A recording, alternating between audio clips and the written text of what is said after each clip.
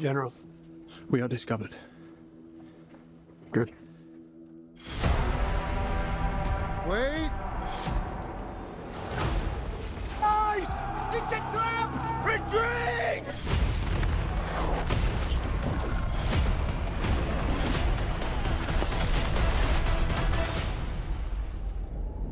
I'm not built like other men. Hello there. Have you fallen into an open manhole recently? Do you find yourself in the company of strangers? Well, then you might very well be in the feature underground. My name is Hunter Lanier. Every single week we review either a movie currently streaming on the Criterion channel, or a movie that has just released in theaters, depending on the circumstances. And for this video, I will be reviewing Ridley Scott's newest movie, Napoleon, starring Joaquin Phoenix, Vanessa Kirby, and a bunch of British people that I've never heard of. The first thing I want to talk about in regard to the movie is the movie's ambitions. And I think the movie's ambitions work against it. The movie suffers from what I have just now decided is called greatest hits syndrome. So the way the movie is structured is it takes place throughout Napoleon's life. The movie simply spans too much time. It seems like every 15 to 20 minutes you're getting a title card with the year and whatever is happening. And because the movie covers so much time, it ends up with that classic wide but shallow problem. It's a y-axis movie, it's not a z-axis. You don't really get into the characters or the story or anything really juicy.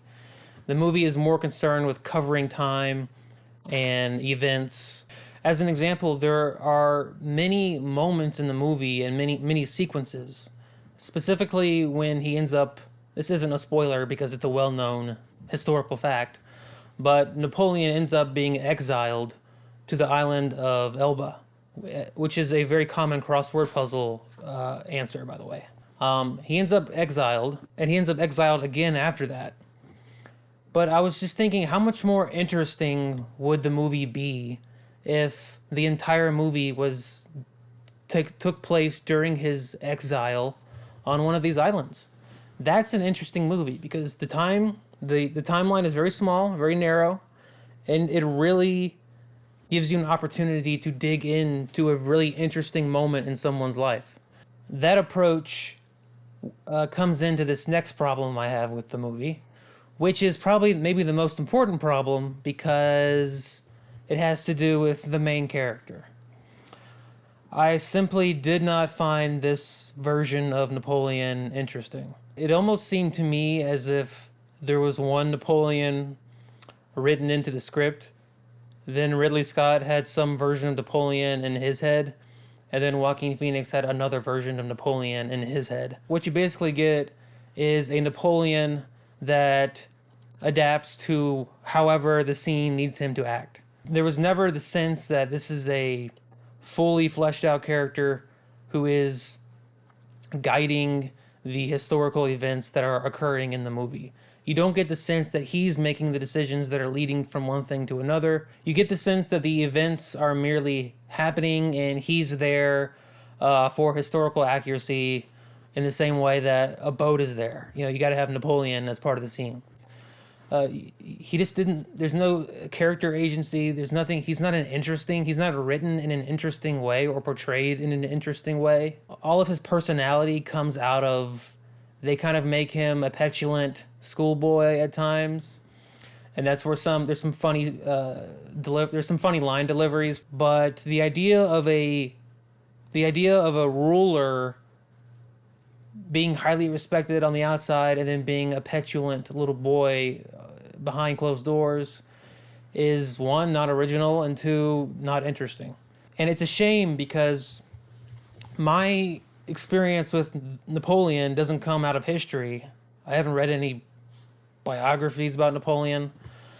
It all comes from the world of fiction, specifically War and Peace, where Napoleon is sort of portrayed as like a mythic figure.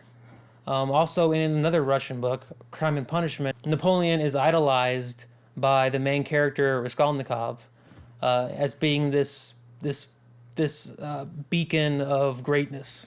So to me, Napoleon, an interesting angle to have approached the character would be almost to make him sort of a Michael Corleone style of a character, where he's very stoic and confident, and really the entry point to humanize someone who is so mythic is the relationship between him and his wife Josephine.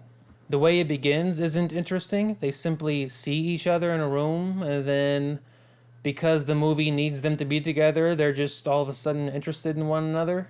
And as their relationship blossoms, you never really believe that they're in love. They just they sleep together and that's it. It's a very underwritten, lazy depiction of a relationship that the movie really needs to be able to lean on.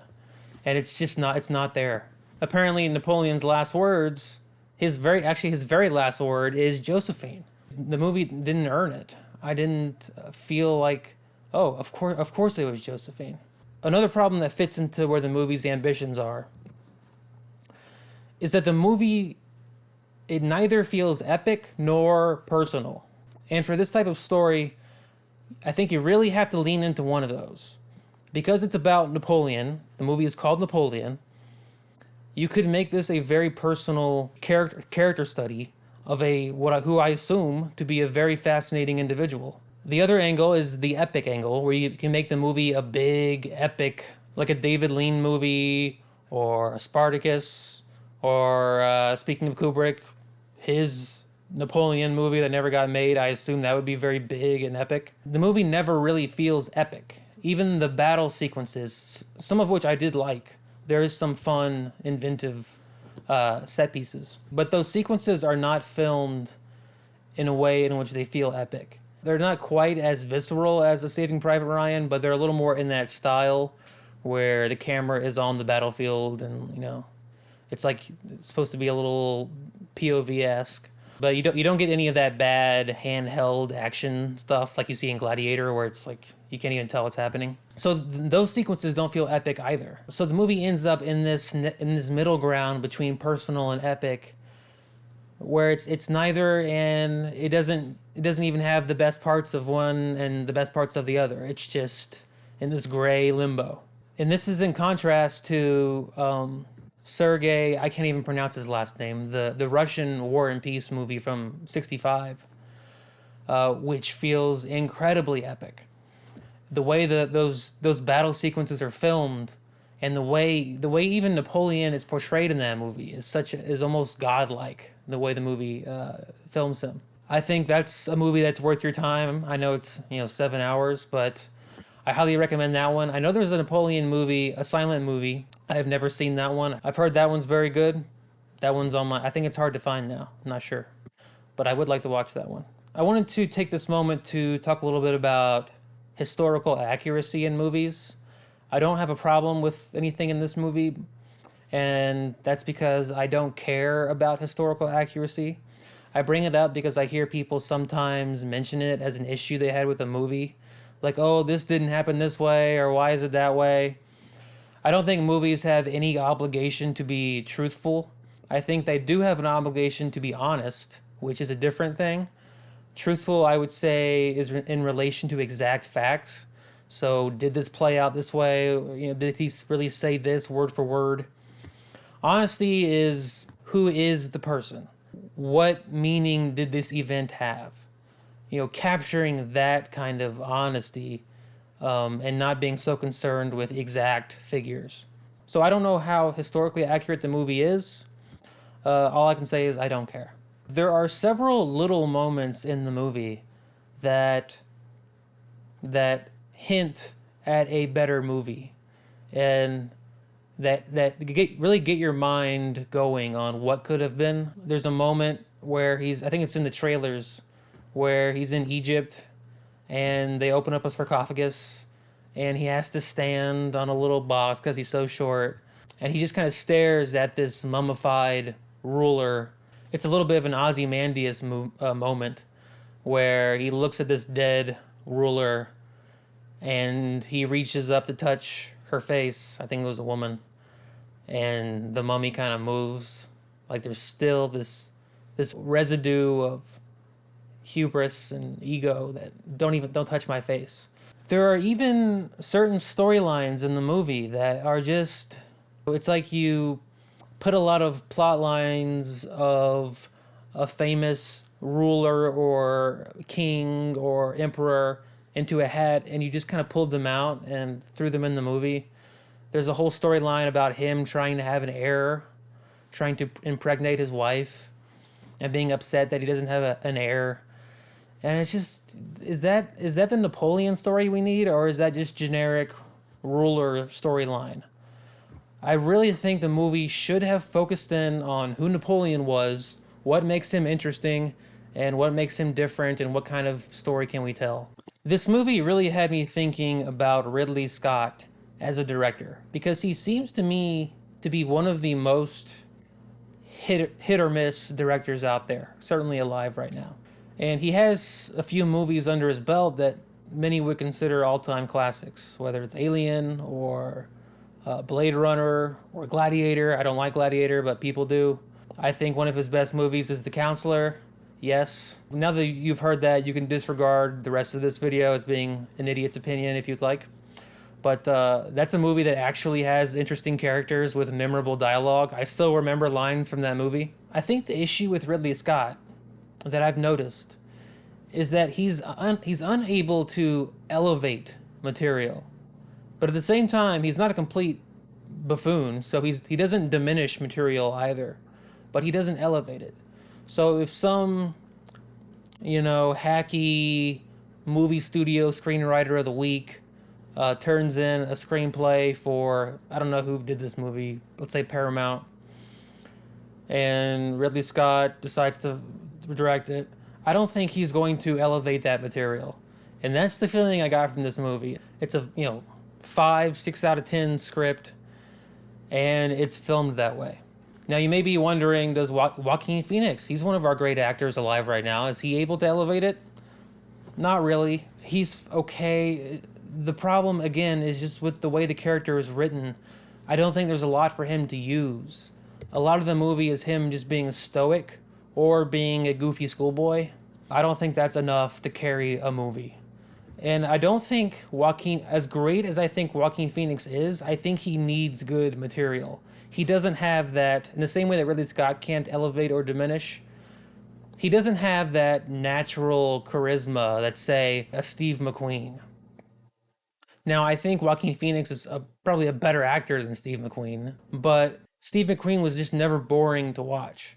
He had an air of cool and confidence. There was something about Steve McQueen where he had that natural charm.